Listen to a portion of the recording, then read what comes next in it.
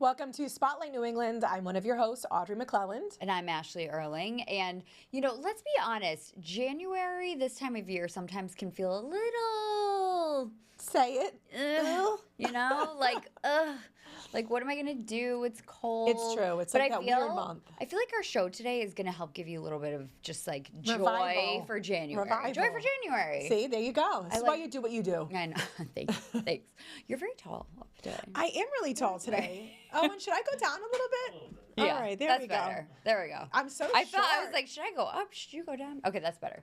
No, but one of the things that is nice about this time of year are the award shows. Oh, I know. It is like award season. It's kickoff season. It really is nice to kind of have something like that to look forward to watch, just to like shake it up a bit, be reminded of, you know, things that are currently streaming that you could watch, or movies that you haven't seen. I haven't seen any of those movies. I hadn't seen any of the movies either. I felt bad saying that, but I haven't. So the Golden Globes obviously were last night. Yes. And if you're watching this, you know, it's Monday, but I feel like we'll be talking about it all week. Plus, of course, Patriots. Plus everything else coming. Oh God, the Patriots last night. It was an exciting night. It was exciting. I was switching between the two. Yeah, me too. But I did enjoy watching the Golden Globes. I've seen none of the movies. No, I honestly, like, you know, I did. Besides Wicked, but Wicked didn't win anything. They didn't, huh? No. I'm trying to think, and even a lot of like the shows. Wasn't there. A lot of the shows they were actually talking about too that were up. I have heard of them, but I haven't watched any of them in full. To be honest with you. No, there are a lot of them. But I've been making a list now because of it. Yes, I have a list in my notes section now. Me too. See? Me too. But we had Becca Berger in, and she is like our pop culture queen. She is. She's a phenom. So, of course, we had to ask her take on the Golden Globes. Here's what she had to say. Are sort of the big kickoff to the big award show season. It's usually an indication of what the Oscars will look like. And I thought overall the pacing was really good. I think that they stay away from the technical awards.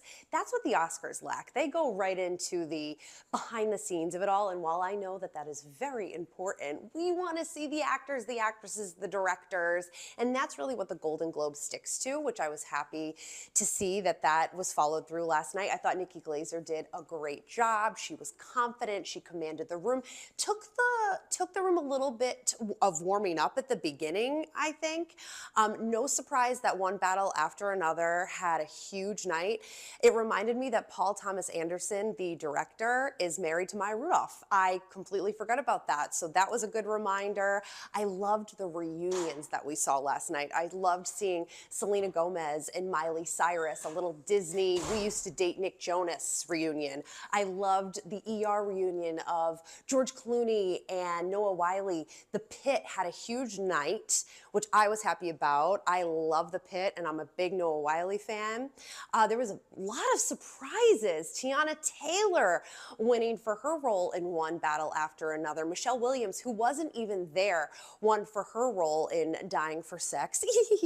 But overall, I thought it was a really fun night. I really thought it was going to be wrapped up at 11:15, and there I was at 11:30 with Nikki Glaser saying good night in her tribute to Rob Reiner with the Spinal Tap hat. Overall, great kickoff to award show season. I'm just tired today. She always does such a good wrap up. I know. She all does. that on the top of her head. I love Becca. Obviously, we love her. We love having her in here. What was I going to say? So, what did you think of the host, Nikki? I like Nikki Glaser. I did. I have to say, I honestly didn't know much about her. She's starting to like become more of this common she's more name, mainstream but like now. I feel like, right? She's getting there. I don't really follow a lot of comedy. Yeah. So I wasn't super familiar. I thought she did good. I think she did good. I mean, I can't imagine what it has to be like to get in front of all of those actors and some of them are icons, and you know your job is to kind of stir the pot a little bit. I think it's interesting that like it becomes this roast, and I always like I understand why that's what happened, right? But at the same time, I'm kind of like, do we need to roast people that like? Do we need to make fun of them, or maybe we could just actually be like, wow, I really loved seeing that. I don't know. But that's me. I mean, like I saw like her little like jab at like Leo. That was funny. That was funny. That was appropriate because like the age-old joke with him, right? And like he can take it, but like we don't. Yeah, no, I get it. Everyone, but. I thought she did a good job, and like Becca said, she looked fantastic, and I do feel like she kind of like after everyone warmed up, whether it was like the audience or her, it felt a little more natural. It like was cohesive at that point. And I do want to on my little list, the big one that I want to watch. What one? The Pit. The Pit. I love Noah Wyle. I've always loved him. And I just saw an interview that like George Clooney did with him, and he said he is one of the nicest guys you will ever meet. Just kind of made me want to like just like be more of a fan of him anyway. Everyone is saying it is a fantastic show. That's at the top of my list too. Everyone. So lots to watch. Yeah, lots to watch. Lots to look forward to. Yep. And so that's just to get you started this January, this cold January day. January we have time. more to come. We have some ideas what you can do this January to get outside. Yes, you can in January. Stay with us. That's right after the break. Welcome back to Spotlight New England. Well, even though it is January, and yes, we're all freezing and it's winter, that is no excuse not to get outside. And our guest today is going to help us figure out how we do it without complaining. I don't know, Meredith. You'll let us know some of your tips because you are an outdoor enthusiast. You're a content creator for outdoors and hiking and travel and all of those great things. And really, you're inspirational when I look at your content because I think, yes, why am I not doing more of this? So Meredith Ewenson joins us today to share her knowledge. Thank you. Thanks for being here. Oh my gosh, of course, always. It's always so lovely hanging out with both of you. So.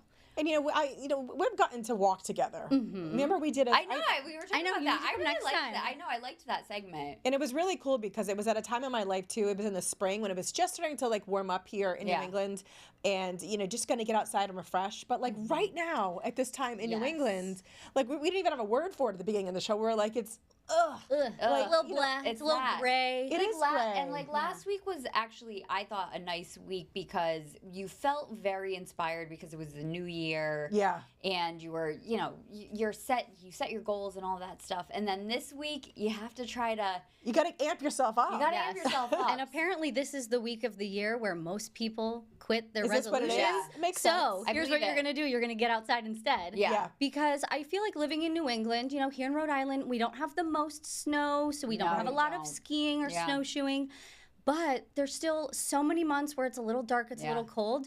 Literally, like, if you get outside and go hiking, go for a walk, do something a little different, your whole world is going to open up. You're not just going to be hoping and praying and counting down the days till summer. Right. You're going to be like, wow, this trail's amazing. Nobody else is here. Yeah. Because it's not the busy season, right? It's not the tourist season. So in my opinion, getting outside, going on some hiking trails, going on some walks, beach walks, things like that, the winter's honestly the best time. This is the time to do it. It really is. Yeah. It's almost like taking control instead of like letting it beat you down. It's like taking ownership of it so that you feel probably, I'm guessing, empowered. Absolutely. Definitely getting outside, getting some fresh air, like those are game changers. And I will say, like, if anyone's feeling already a little burnt out, already a little overwhelmed, like I have been there. And that is like kind of what drove me to getting outside, was like literally a moment in time sitting at my computer being like, I can't type another email at this moment. I literally need to go for a walk outside. And when I did that, I was like, wait a second. I can smell the fresh air. I can feel even the cold breeze. Tune into your senses, walk around and just notice. And I literally felt so much more grounded, so much calmer, so much more restored. And I think everybody can take a piece of that into their everyday life. Take one day a week where you say, you know what? I don't care that it's cold out today. I'm going to go for a walk, and I'm not going to listen to a podcast or music. Go with a friend if you want and chat and things like that. But, like, really just allow yourself to enjoy the environment that we have here. I mean, we live in a beautiful state. There are so many trails. There are so many coastlines. There's so many places to go. Just start making a little list and checking them off. Just get outside and go. Just get outside and go. What was like the impetus of that day for you? Like I know we've talked about it, but what was your mindset? You were just overwhelmed. I was burnt out. Burnt out. I was burnt out. I was feeling overwhelmed. I was feeling overworked, and something in me was just like, go for a walk. Literally go for a walk. Calling you to get out. Calling me to get out. And so I went to Statuist National Wildlife Refuge where we walked a little, like a year and a half ago about. And I just went for a walk. And I, like I said, didn't have a podcast, didn't have headphones. I wasn't talking on the phone. I wasn't distracting myself. I was showing up there to be present and to really just like soak in my senses. And I just started really like the world came alive. It feels really funny to say, but like I started to hear things more clearly and smell things and see things. And I was like, wow, there's so much to just going for a walk. And then I kept doing it and kept doing it more. And then decided, well, I should explore some new trails and some new places. And, you know, it doesn't have to be challenging. It doesn't have to be difficult or a long walk or hike. It can be pretty short, you know, even sometimes just sitting out on your back porch, put on your warmest winter jacket, bring your coffee outside in the morning, you know? So even if you aren't able to walk or walk very far, just get outside and like get the fresh air. It really does. Right now. No, it really does change everything on those days when I've been able to do that and, you know, kind of like make myself do it. I always feel better. I always feel better. And I think it's, you know, there's probably a lot of tips that you can provide for us because, you know, obviously you need to dress a certain way to be comfortable. I think that would help people. But like, what are some of your tips if you're kind of maybe intimidated by even the thought of this? Because let's be honest, we do tend to hibernate in the winter time around here. Absolutely. Okay, so how you're dressed and being warm is key because the first thing people say when you say like, oh, are you, you know, spending time outdoors, whatever, they're like, oh, it's too cold or I'll wait till a warmer day. Yeah, right. Yep. The trick is you just have to dress warmer. So I'll give you a couple tips that will help you do that. Because it's that easy. Just like, just dress more. You just got to dress warmer. But for some people, it's easier said than done. Yes, if you don't ski, if you don't spend a lot of time outside, you just think, okay, well, my winter coat is as warm as I am. Like, and that's not warm enough, right? So here's a few tips. Layering. Okay, layering is key. So you'll start with like what's called a base layer. It could just be a long sleeve t-shirt, but if you have wool or synthetic, something kind of like that sporty material, put that on first. Okay. Then put on a fleece, and then if it's really cold, some sort of insulating layer like a puffy jacket, and then if it's raining or windy or really, really cold, New England style, maybe like a rain jacket or a shell or like what you'd wear skiing or something like that over it. So it's those layers that help you stay warmer, and then if it gets a little warmer, you can shed a layer. You're not stuck sweating if you're moving a lot. And then, of course, like hat, gloves, wool socks, cover your ankles. When I see people with their ankles out in the winter, I'm like, oh my God, how can you do that? I know, it's so real. That is so real. Because if you're wearing leggings sometimes, and again, if you're not somebody who's used to like going, I even like to Pilates last week, had on leggings, but I just ran from my car to like whatever, and I was like, oh my God, it was like my ankles are cold. Like, it really is. It's that one little thing. Your ankles are cold, your fingers are cold, like a neck gaiter. I love a neck gaiter just to like keep the cold air out of your jacket, because the first thing that's going to happen when you are outdoors, if you're cold, you're going to want to go home. You're going to want to turn around. So make sure you and your friends you're with or your kids or your family, make sure everyone is bundled up and warm, and that is going to be like the best way to really enjoy yourself outdoors. And you'll start to get in the hang of like, okay, this is the temperature and the weather out today. This is what I think I should wear. Let's talk about your hands, because for me, that's always like the big thing. I'm outside, either I'm walking my dogs in the morning. Oh yeah, you do walk your dogs every morning. I do. I mean, that's and something. you know what? Like, I have to be honest with you. Like, I remembered you telling me this when we had walked. I don't put anything in my ears. Like, I don't have my earbuds in. I'm not listening to an audiobook. I'm just listening to the morning. It actually, you know, it sounds funny to say, but when you said that, I actually was like, oh, I don't know that I even would have thought of that. I think I would have thought like, maybe I should start a podcast. Or like, hey, I'm the biggest podcast. Like I listen to a podcast, Gary Vee on my way here. Like I'm listening to podcasts. I'm listening to things all the time. But when I'm out in nature, I try to be that. Like absorb it in. Yes. But like, so my fingers always get so cold, and I'm using just like, you know, like knit gloves. But like for me, that's like the one thing. Whether I'm walking or I'm at like a football game for my sons, like that's the game changer for me. Yep. What is your go-to? So you just need warmer gloves. So you need Roger, you need warmer gloves. Send her a link, Meredith. Send her a link.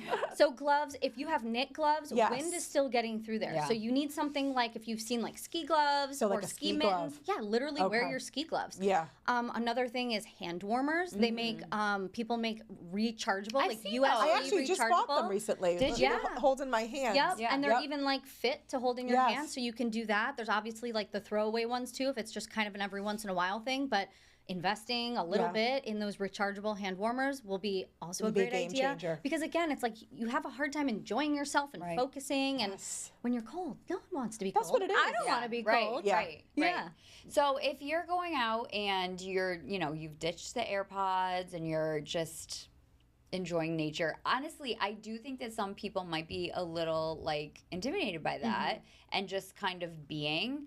What should they be looking for? What should they be trying to tap into, or should they not be trying to do anything and just go walk and let your mind go and whatever? Like, is there any sort of strategy? Yeah. So when I am walking out in nature, I try to practice mindfulness, which is an intimidating word. People are like, I can't just, cancel my thoughts. I don't know what you mean by that. Here's what I mean.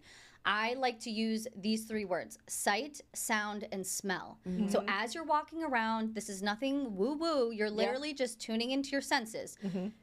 As you're walking, you can just start to notice, what do I see? Start looking around, start naming those things in your mind. Maybe you see a bird, you see a tree, you see a pretty flower, and just take a little bit more time to be like curious and interested and paying attention to the things that you see. And then same thing with smell. Maybe there's not a whole lot to smell this time of year, but maybe you'll smell the ocean. You might smell like the salty ocean. Who knows? Maybe you do smell some sort of plant or something that is on the trail. And then sound. Notice, do you hear the waves crashing? Do you hear birds chirping? Do you hear, wind rustling?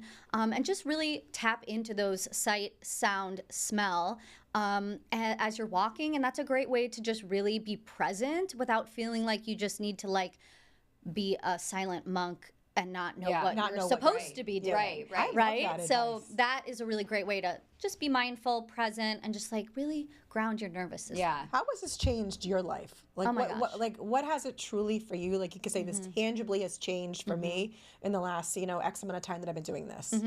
I would say it has made me definitely more present in everything that I'm doing. Like, even in non-outdoor scenarios, I feel like I'm just paying a little more attention. I'm a little more aware. And I feel like when you pay more attention to things, when you're more curious and you're more aware, you become more grateful too.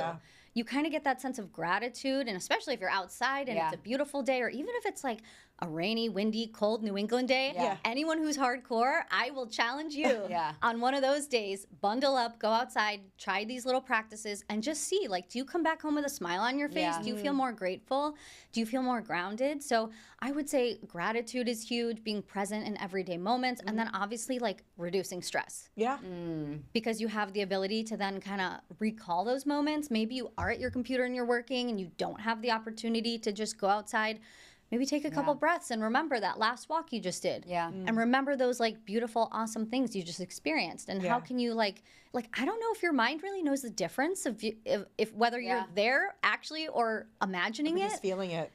So the ability to kind of bring that into just your everyday life, I think is a skill that definitely has helped me, and I think it can help everyone else too. And you actually have a group, if people are trying to get out there and maybe they know to walk around their neighborhood or something like that, but you know so many places. You actually have a group that people can join to find some spots, right? Yes. So as I've been sharing on social media, all of my hikes and everywhere I'm going and everything, naturally people ask can we hike with you, or where should we go hiking? So I created a free community group. It's called the Rhode Island Hiking Collective. There's about 2,300 members. Incredible. And it's just on a free app. It used to be called Geneva, now it's Bumble BFF. It's just a free app. It's a community group, and either I or anyone in the community can post an event, which is a hike meetup, and just say, hey, I'm bringing my dog, I'm going to the cliff walk, does anyone want to come with me Friday morning? And they post that as a group or as an event, and anyone can join. Or I might do that as well.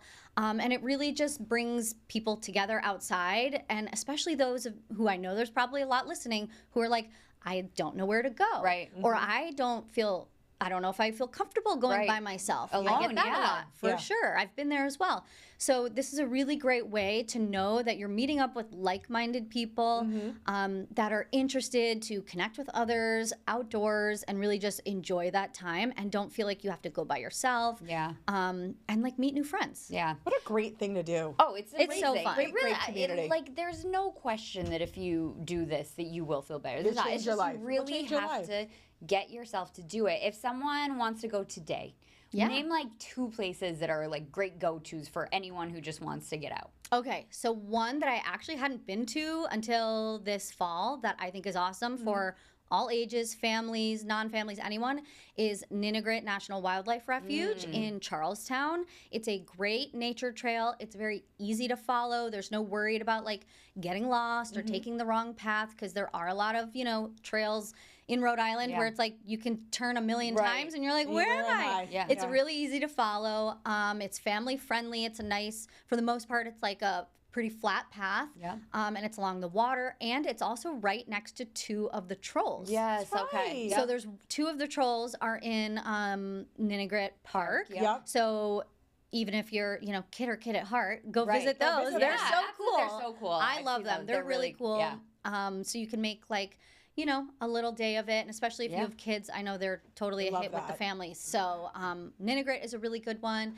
And then I love my statuist, National Wildlife Refuge. You're always so good with it. Statuist Point in Middletown. And then if you're looking like farther north in the state, the World War II Memorial Loop is up in Smithfield. If you're Okay. looking for like a more challenging hike, it's not super long, Right. but there's lots of ups and downs. Oh, okay. And that's a great one. Snake Den State Park up there, Lincoln Woods. Yeah, I is- love is Lincoln a Woods, good actually. popular Yeah. one. Yeah. And you can get a lot of miles in there if you want to. So there are so many. Yeah, there are. Thank you so much, Meredith. Of course. Love you. Thanks for having me. Inspired. Very inspired. Just got to get new gloves. Yes. Literally. You're like, just wear more gloves. Yeah. Thank you so much for joining us. Hopefully you're inspired too and you get out there, and stick around because we have more coming up on Spotlight New England. Welcome back to Spotlight New England. So we like sharing all of the different things that we get to go to. Yes, always. So that people, can get out there and Yep. see some cool things. One place I love is Linden Place. Beautiful in there. Bristol. Really cool, again, it kind of reminds me a little bit of Blythewald's. Yeah, in a way, very much like so. Very, very aligned. old historic mansion, but there is so much history within the walls of Linden Place, and the Barrymore family, as in Drew Barrymore is part of this family tree. Well, like as in the Barrymore, Yeah. Drew Barrymore world. Has all these ties to Linden Place and Bristol. So there's actually a new exhibit that just opened there, Barrymore in Bristol, and it follows the life of Ethel Barrymore, who was, a Hollywood actress and did everything from like Broadway to silent films to the talkies, quote unquote, as they're Talkie called, films. the talkies. And she was also an activist in Bristol. So I actually went there Saturday morning. I do the segment on Saturday morning for Right. 12 News. So that was where I went this weekend. And I just thought it was a very cool thing to check out. One, because it's already so cool at Linden Place. There's so much history there. Right, There's just a lot within those more. walls. Your docent's going to be able to tell you a lot more than I can. But ties to the Cold State Park, so much history, American history, not just Rhode Island history. So it's fun to go there and see that. But then this added layer right now So cool. that they have going on, and it's there until February 12th. So definitely, it's funny because Steve Ewenson, he's been on the show. He's always talked about the Linden Place as being like the front porch of Bristol, because not only location, but just because so much has happened that has shaped Bristol, and really the history is rooted there. Right. And it really is just like a beautiful spot to go explore. It's one of the. It almost reminds me of Sweet Home Alabama. Do you know, like, that one? Yes. I actually just watched that over Right? the holiday break. I've always thought of like, okay, so that Rewatch. is our, like Linden Place is Yes. that to them, Yes, and yes, I've it always does. thought, right, it's like rooted in history. That's such a great So, analogy. that I always like just get a kick out of that, but I did not know that the Barrymore family was tied to Bristol. Yes. I had no idea. It deep roots, very interesting. If you have any interest at all in history, or even if you don't, it's such a great place to go check out. So lots of stuff for you to do this January. Thanks for joining us today on Spotlight New England. We'll see you next time.